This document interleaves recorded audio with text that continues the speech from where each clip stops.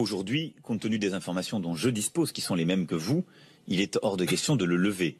Et donc je demanderai aux services compétents de pouvoir me faire un point cohérent en la matière dès le premier conseil de défense que je réunirai si je suis élu.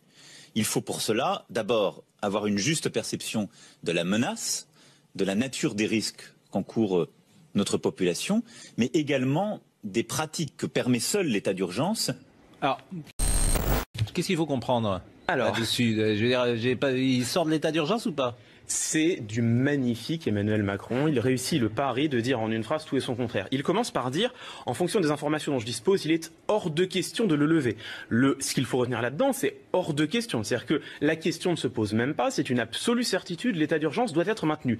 Et immédiatement après, dans la plus grande des tranquillités, il ne se dérange pas d'ajouter, mais quand je serai élu, je réunirai une commission pour connaître l'état de la menace, donc il dit qu'il ne la connaît pas, la nature des risques encourus, il ne les connaît pas non plus, et les pratiques de l'état d'urgence, il ne les connaît pas non plus. Donc, après avoir dit, il est hors de question de le lever, il dit derrière qu'il n'a aucune information et qu'on verra une fois qu'il sera élu. Il a dit stricto sensu tout et le contraire de tout.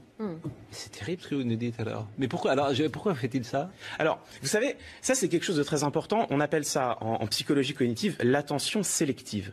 Nous autres êtres humains, nous accordons beaucoup plus d'attention aux informations qui nous confortent dans ce que nous pensons. Ça veut dire que quand Emmanuel Macron dit ça, tous ceux d'entre nous qui pensons plutôt qu'il faut maintenir l'état d'urgence, ils entendent « Ah tiens, Emmanuel Macron a dit qu'il était hors de question de le lever. Je suis heureux, je vais voter pour lui. » Et ceux qui pensent que tout de même, l'état d'urgence, peut-être faudrait-il commencer à se poser des questions, entendre qu'Emmanuel Macron réunira une commission et se disent « Tiens, je suis heureux, il réunira une commission. » Comment ça s'appelle ça? Ça s'appelle l'attention sélective. C'est l'un des biais. Donc si vous voulez plaire à tout le monde, faut dire tout et le contraire de tout. C'est pas pour rien. Moi, je dis ça parfois. C'est pas mais en famille uniquement. Hein. C'est pas pour rien si l'un des mots préférés d'Emmanuel Macron c'est « et en même temps ». Ouais. C'est le marketing politique. Les Français raisonnent en séquence. Il y a 3 ans, personne ne le connaissait. Là, on a installé progressivement l'idée, ou s'est installé progressivement l'idée, plus exactement, qu'il pouvait être au 2e tour et éventuellement le vainqueur de la présidentielle.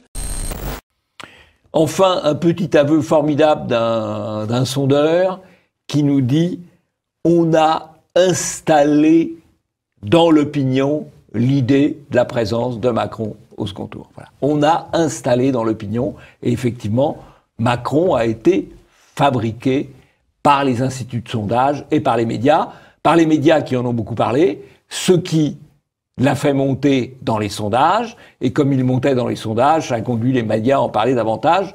C'est ce qu'on appelle, du point de vue de Macron et de ses partisans, des médias ou de la finance, un cercle vertueux, en tout cas pour le moment.